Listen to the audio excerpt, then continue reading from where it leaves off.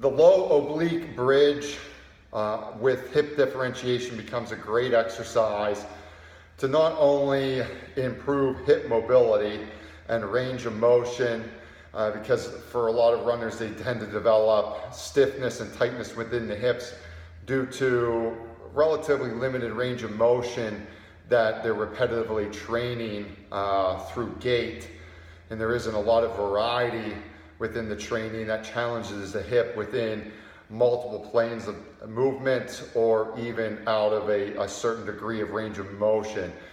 So opening up the hips and developing some strength and movement control within that can provide a lot of success in terms of offsetting some injuries, but also improving gait mechanics and stride efficiency. One of the precursors to the low oblique bridge I'm going to go over right now is just a nice way to basically kind of open up the hips. So if we start with one leg kind of basically bent underneath us in a 90-90 position, again from the front, it would look like this. My hip and my knee are at 90 degrees here. Go back to this position. I can bring both of my forearms down to the ground here. And this will really force me to get some rotational work through that bottom hip, in this case my left hip. Nice way to open up the capsule and also the external rotators of the hip. Now, my top leg, in this case my right leg, I can lift as I start to stabilize and create weight or pressure on my left thigh. I can bring my right leg up. Again, from this point of view here, I'll start to essentially stabilize and anchor my left leg down, and I can lift my right leg in this fashion.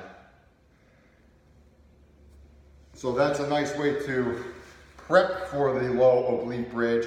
The low oblique bridge, much like the McGill side bridge, will get set up. Instead of having our legs stacked, our top leg is behind us. Now we've differentiated the hips. What we're going to do from here is simply lift up off of the left hip. So we're coming to the knee, lifting up.